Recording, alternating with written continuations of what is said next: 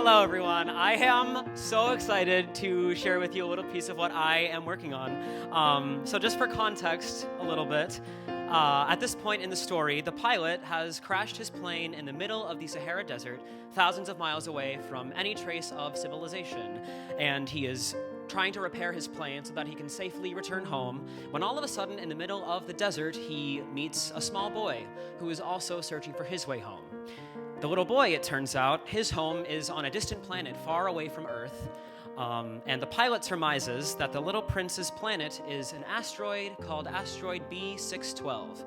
And then the pilot sings this song. It is called How Many?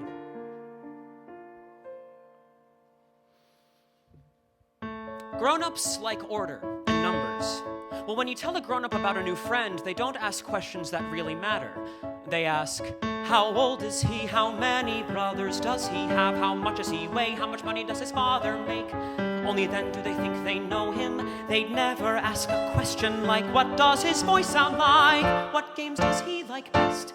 Does he like butterflies? Of course they don't, that's just absurd. Without a number, you're unheard.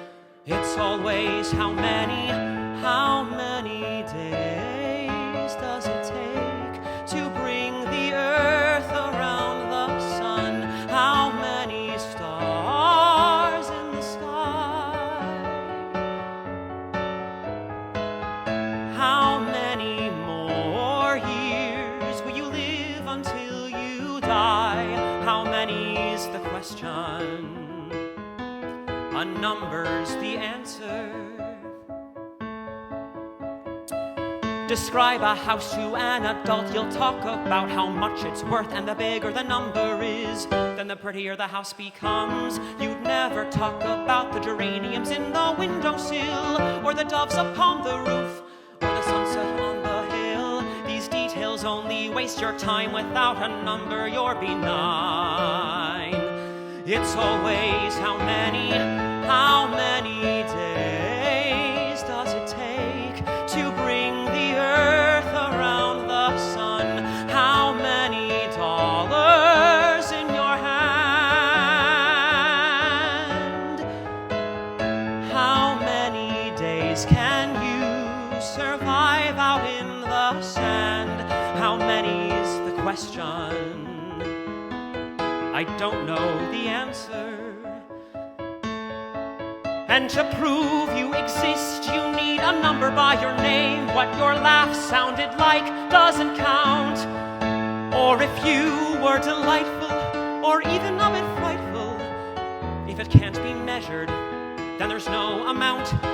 So when you tell a grown-up that a boy exists because he wanted a sheep, they'll shrug their shoulders and they will not understand. But if you tell them that he came from asteroid B612, then they will be convinced. And you'll think to yourself, that's just the way the grown-ups are. It seems they can't think very far, unless they're thinking numbers.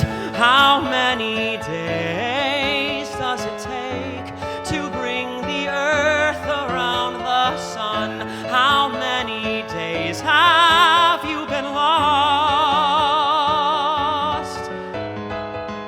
How many minutes till you're home once again? How many's the question? It's always how many. How many's important. And if you cannot answer, then it doesn't matter at all.